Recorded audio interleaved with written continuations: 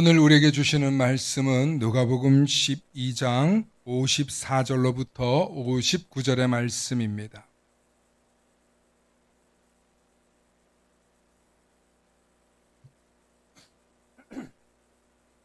누가복음 12장 54절로부터 59절의 말씀, 우리 한 절씩 교독하십니다.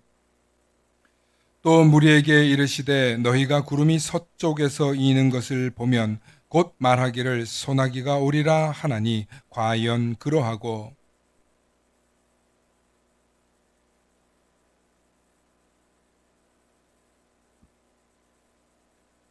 외식하는 자여 너희가 천지의 기상은 분간할 줄 알면서 어찌 이 시대는 분간하지 못하느냐.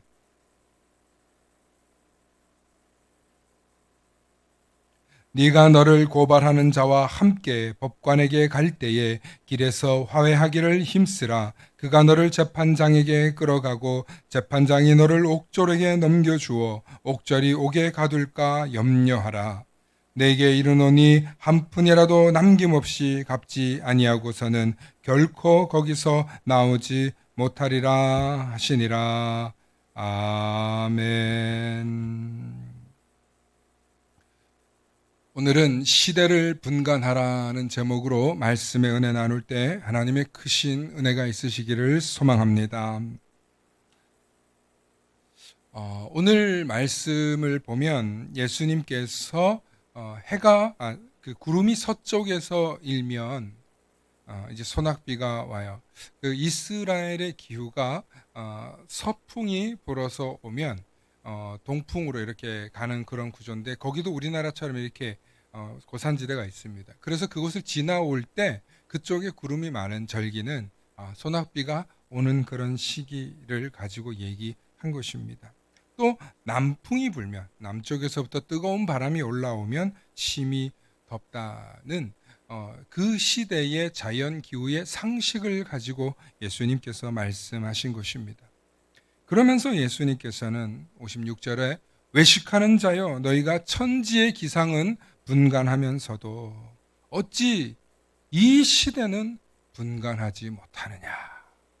이 시대는 왜 예수님께서 이 시대에 관한 이야기를 하신 걸까요? 바로 예수님을 알아보지 못하는 사람들을 향한 예수님의 안타까운 마음을 담고 있는 이야기입니다.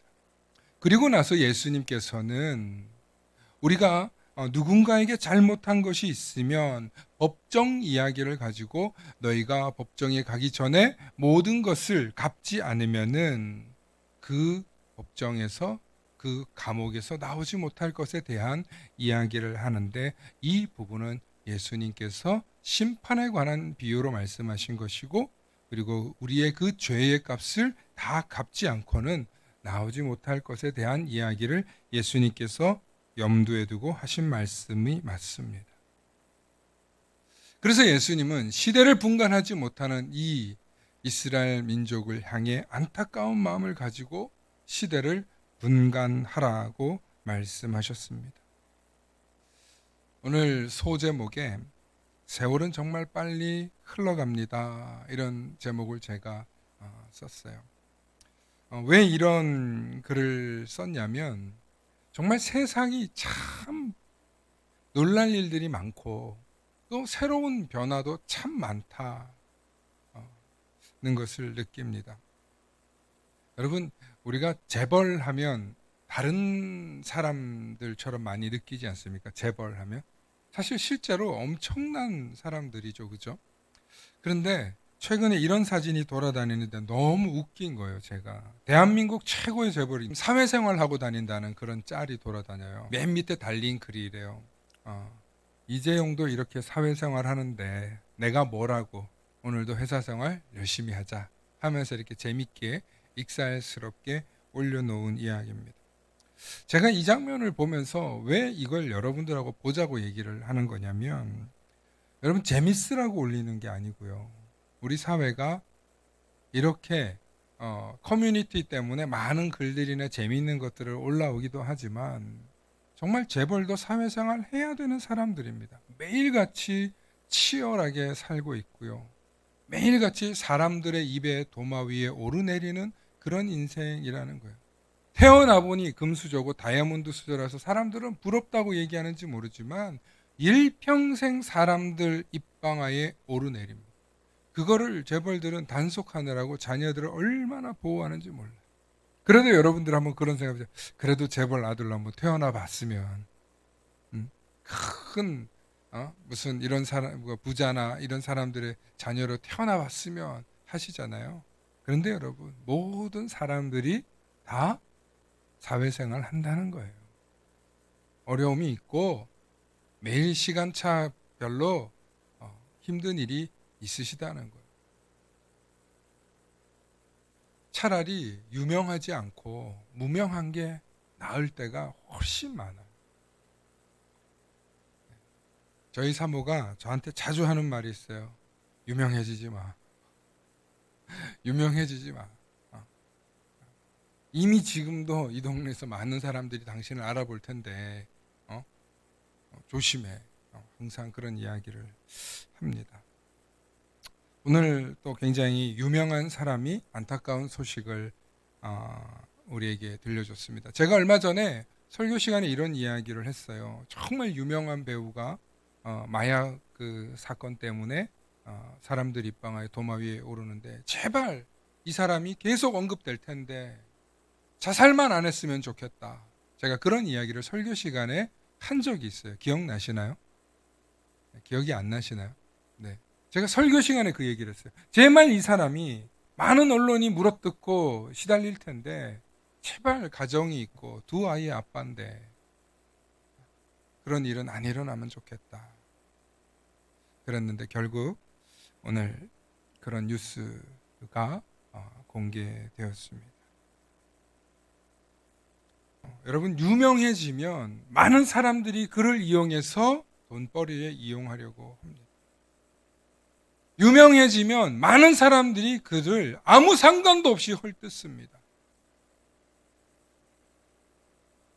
제가 인터넷 기사를 안 보려고 하는데도 뭐 검색해야 되니까 볼 수밖에 없는데 많은 글 중에 이런 이야기가 있어요. 왜 저 혼자 죽었어? 비겁한 죽음이다 하면서 엄청나게 부정적인 댓글들이 막 달렸다는 거예요. 그 기사 밑에. 사람이 죽었는데 우리가 그 사람의 부도덕함이나 그 사람의 어떤 잘못된 것에 대해서 이렇게 많이 알 필요가 있습니까?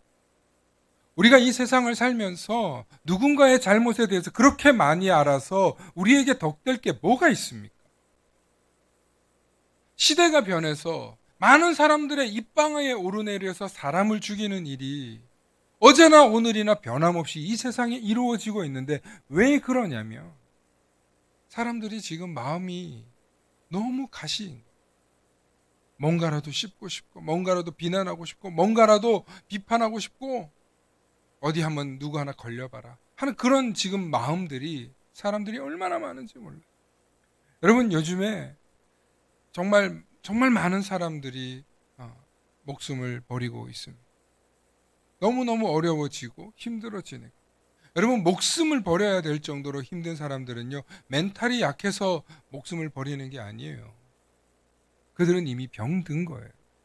외롭고 더 이상 의지할 데가 없고 더 이상 내가 살아갈 희망을 잃어버렸기 때문에 삶을 포기하는 거라고 이야기할 수 있는 거예요. 물론 교회에서 성경에서 자살을 인정하거나 그것을 미화하지는 않습니다. 다만 오늘 현대사회 속에서 많은 사람들이 생명을 포기할 정도로 힘든 삶 속에서 살아가고 있다는 거예요. 그들에게 필요한 게 뭐예요? 그들에게 필요한 건 지금 복음이에요. 누군가 내 얘기를 들어줄 수 있는 그 따뜻한 손길을 내밀어주는 그 한 사람이 있을 때 생명을 포기하지는 않는 거예요. 얼마나 많은 돈을 가지고 있고 얼마나 많은 사람들에게 인정받으며 얼마나 많은 명예와 사회적으로 이룬 거 아니에요. 세계적인 탑스타 아니에요. 얼마나 많은 가치 있는 사람이었잖아요. 그런데 잘못된 점은 지적할 수 있지만 우리가 그렇게 알고 싶어 했냐고요. 그 사람의 부도덕함에 대해서. 연예인은요, 많은 사람들에게 웃음과 기쁨을 주는 어떻게 보면 누군가의 말로, 제가 그렇게 말한 건 아니지만 광대예요, 광대.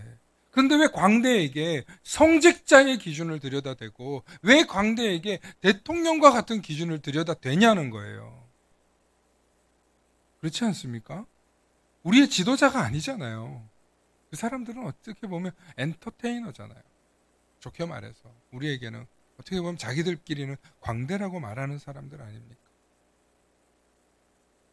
여러분, 우리가 누군가를 부정적이게 말할 때, 비난의 칼날을 내세울 때, 여러분 반드시 그 말이 자꾸 비수가 되어서 더 깊은 칼날이 되어서 사람의 영혼을 죽게 만든다는 사실을 생각할 때 댓글 하나에도, 말 하나에도 우리가 참 조심해야 될 줄로 믿습니다. 시대가 참 많이 변했어요. 대기업 회장도 사회생활 해야 되고, 아무리 사회적으로 성공했던 유명한 사람도 많은 사람들에게 비난을 받고 정말 힘들어지니까 생을 달리하고, 정말 우리 사회에 너무나 많은 일들이 일어나고 있어요. 너무 안타깝지만 오늘 저와 여러분들이 세상의 변화에 대해서 우리가 좀 생각해 봤으면 좋겠습니다. 무엇보다도 이 변화하는 세상 속에서 낯설고 생경하고 어렵고 힘들고, 무엇보다도 처음 살아보는 거 아닙니까? 우리가 다 인생 2회차이신 분 있으세요? 네, 불교에서 말하는 윤회를 난 이미 알고 태어나신 분들이 있으세요? 없잖아요. 다 인생이 처음이에요. 아버지가 돼본 것도 처음이고, 부부가 돼본 것도, 그건 몇 번 될 수도 있겠네요. 그런데 여하튼 우리 인생에 살아보는 게 처음 아니에요. 저도 목사가 처음 돼봐가지고 또 담임 목회 처음 해보니까 얼마나 시행착오가 많은지 몰라요. 우리가 해보는 모든 일들이 처음이 너무 많아요. 그렇게 처음일 때 여러분, 누군가가 나에게 아유 힘들지, 힘내세요, 얼마나 가장으로서 어려워 라고 등 두드려주고 용기 내주는 말 해줄 때 얼마나 힘이 납니까? 사랑하는 성도 여러분, 우리는 그런 그리스도인 되실 수 있기를 부탁드립니다. 우리 만나교회는 먼저 그 말부터 할 수 있는 그런 그리스도인들 되시길 소망합니다. 모든 사람들이 힘들어할 때 나라도 에너지를 어딘가에서 받아서 누군가에게 긍정의 말, 응원의 말 할 때 여러분 세상을 따뜻하게 하는 거예요. 온기 같은 사람이 되는 거예요. 그러실 수 있기를 바랍니다. 오늘 두 번째는요, 변화를 느끼고 계십니까? 라는 제목이에요. 여러분, 사실은 본래 제가 하고 싶었던 메시지는 이거였어요. 시대의 분간을 위해서 우리는 변화를 알아야 돼요. 변화를 아셔야 돼요. 어떤 변화냐면, 요즘에 이 김포시가 서울시에 편입하겠다고 아주 난리예요. 알고 계세요? 예? 알고 계시죠? 우리 지역 옆이라서. 근데 여러분, 저는 깜짝 놀랐어요. 얼마 전에, 아니, 이 인천시와 서구를 좀 역사를 연구하다 보니까 요즘에 검단도 원래 김포였다.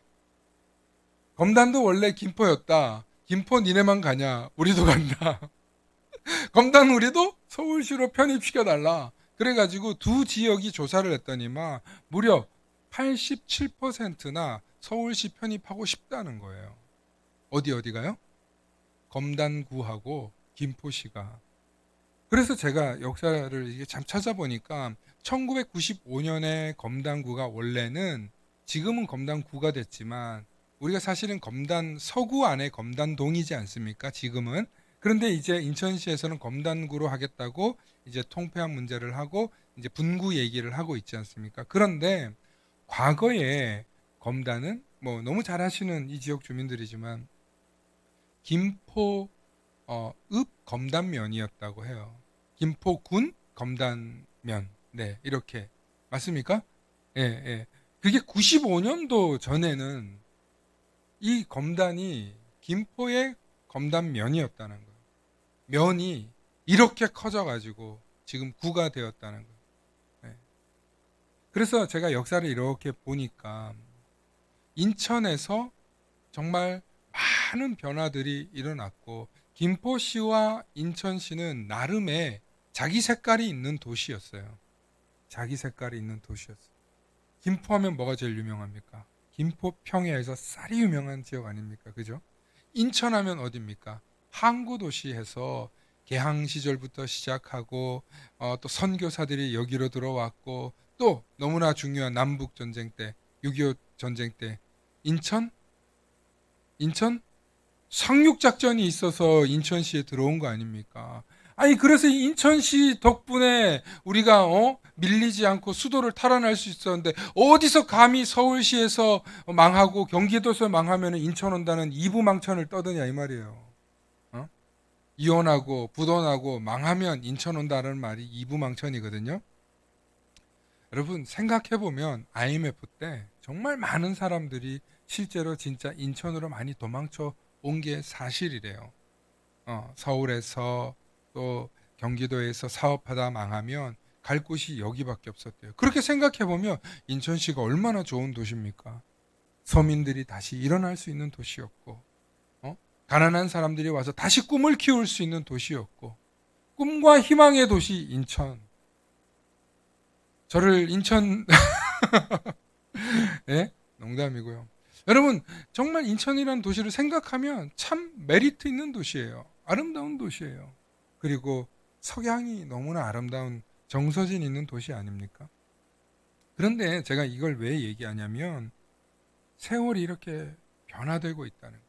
불과 28년 전만 해도 검단구라는 게 김포의 면이었고 지금은 인천시의 하나의 구지만 여러분 주민이 원하고 시민이 원하면 10년 뒤에 여기가 정말 인천시일지 서울시일지 모를 일이라는 거예요.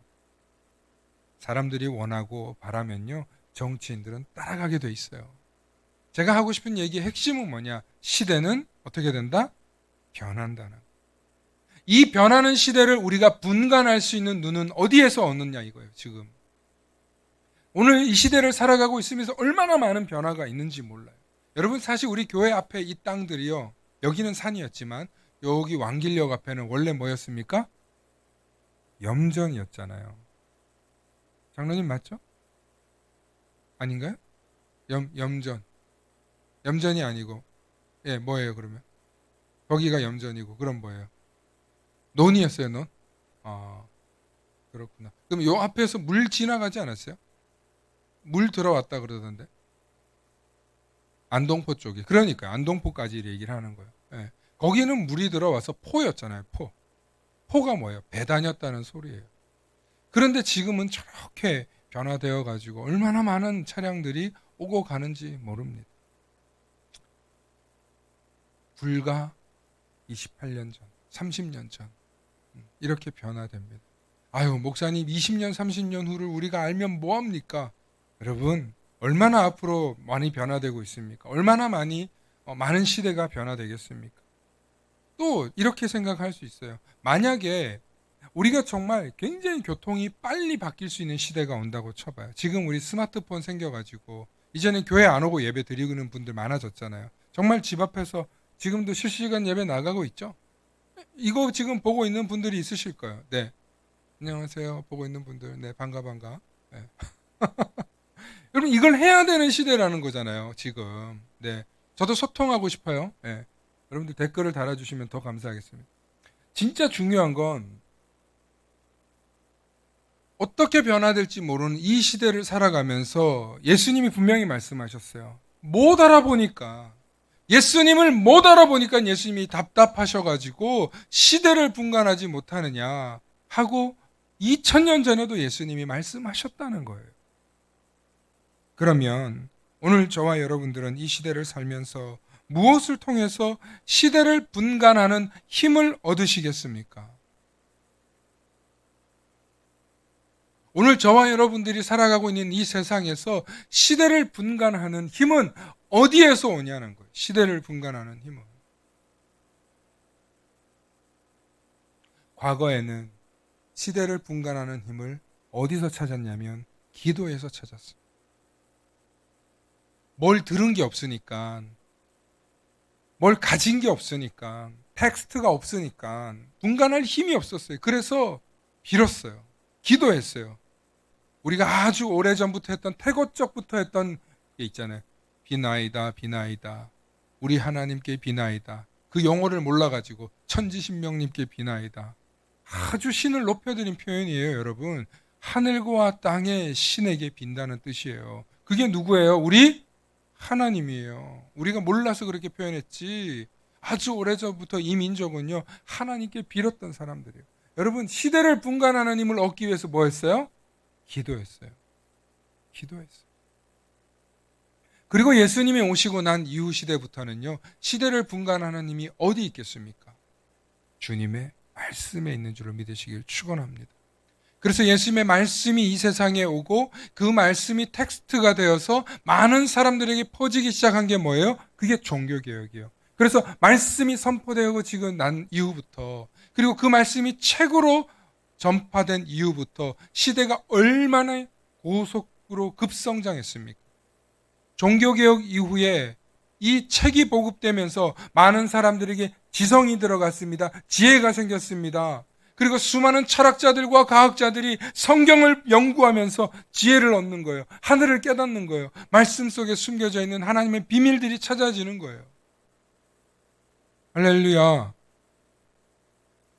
불과 그게 500년 전의 사건인데, 그 500년 동안 전 인류가 지금까지 변화되어 왔던 것보다 가장 놀라운 변화를 일으키고 있지 않습니까?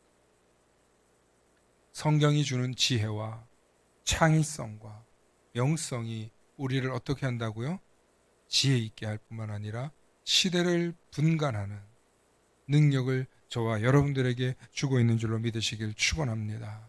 그런데 여러분, 시대를 분간하는 진짜 힘은요, 성경에만 있는 게 아니라 성경을 통해서 이 시대를 살아가고 있는 저와 여러분들이 탐욕스럽고 이기적이고 세상을 향해서 승승장구하는 삶을 살아가라는 게 아니라, 이 말씀을 통해서 이 시대를 그리스도인들이 사랑으로 복음으로 품을 때 그 시대가 더욱더 아름답게 발전한다는 사실을 믿으실 수 있기를 축원합니다. 세계 2차 대전의 아우슈비츠에서 너무나 많은 사람들이 죽었습니다. 독일의 나치 히틀러가 민족주의라는 독일의 우수성을 가지고 전 세계를 지배하고자 하는 야욕을 가지고 독일 게르만 민족들을 세뇌시켰습니다. 우리 민족이 최고야. 우리 민족이 이 유럽을 장악하고 우리가 1등, 나머지 유럽인들이 2등, 나머지는 다 미개해. 그런데 그 중에 가장 미개한 게 누구야? 유대인들. 그럼 그 일에, 유대인들을 죽이는 일에 앞장섰던 사람들이 누구냐면 다 가톨릭과 기독교인들이었어요. 성경을 통해서 바르게 깨닫지 않고 잘못 깨달으니까, 시대를 분간하는 눈이 없으니까 세계를 통일하겠다는 그 야욕에 사로잡혀서 얼마나 많은 사람들을 죽이고, 그리고 무엇보다도 유대인들이 죽었던 이유는 그들이 예수를 죽였다, 그들이 세상을 좀먹게 했다, 막 이런 것을 덮어씌워서 유대인들을 죽이는 것은 죄가 아니다, 정의로운 일이다, 바퀴벌레를 죽이는 일과 같다, 이런 식으로 세뇌를 시켜서 수백만을 가스실에 담아다가 죽게 하지 않았습니까? 제가 말씀을 준비하다가 아우슈비츠에서 한 글귀를 보게 됩니다. 아우슈비츠에서 이런 죽음 속에서 사람들이 이런 글을 썼어요. 하늘을 두루마리 삼고 바다를 먹물 삼아도 하나님 크신 사랑은 다 기록할 수 없겠네. 여러분, 죽음의 수용소라고 하는, 지옥의 수용소라고 하는 그 아우슈비츠에서 하나님의 사랑은 다 기록할 수 없겠네 라고 쓰면서 그 맨 밑에 뭐라고 썼냐면 God is here. 하나님이 여기 계시다. 하나님이 어디 있냐고 원망하고, 하나님이 있다면 이럴 수 없다고 저주해야 될 그 장소에서 하나님이 우리의 울부짖음 속에서 함께하고 계신다라는 놀라운 믿음의 고백을, 유대인들 중엔 다 유대인만 있었겠습니까? 기독교인이 있었다는 거예요. 그러니까 그 찬송시가 있었던 거죠.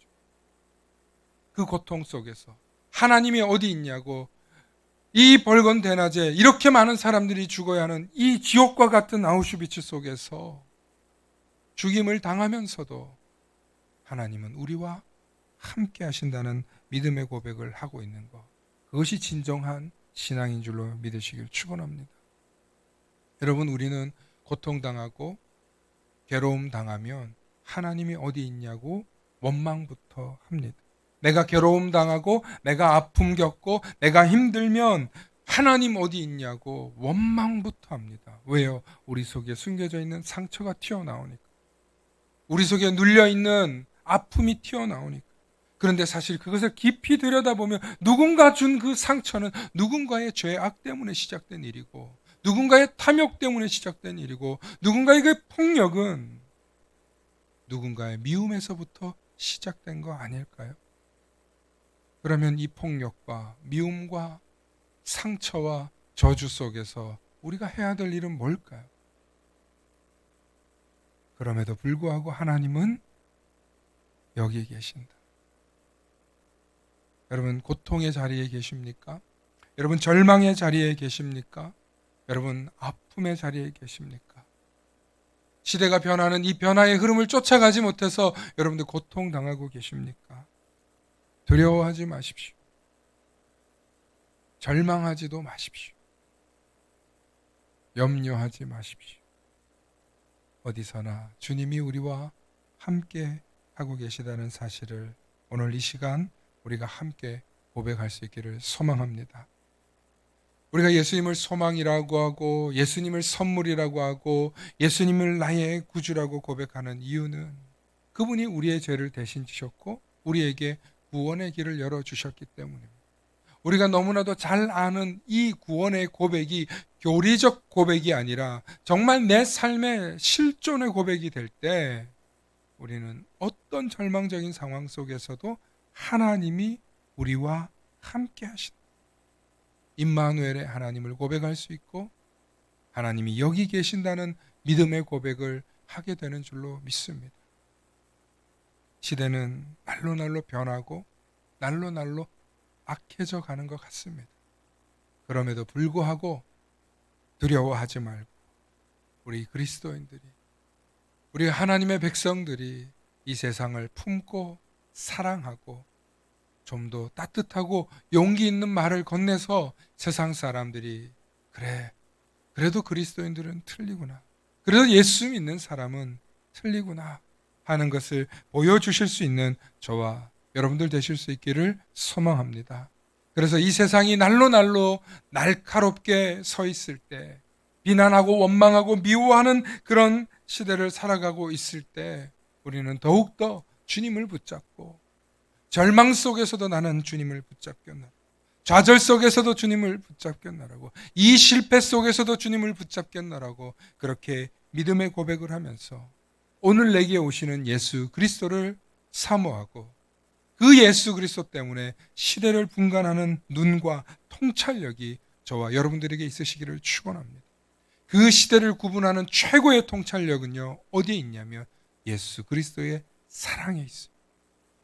사랑은 변함없고 영원하고 모든 진리를 아우르고 모든 아픔과 모든 미움과 모든 죄와 모든 상처를 덮고 용서하고도 남음이 있음을 믿으시면서 오늘도 내가 예수 그리스도의 사랑 안에 있음을 감사하며 또 그 사랑을 나누시는 우리 모든 성도님들 되실 수 있기를 소망합니다.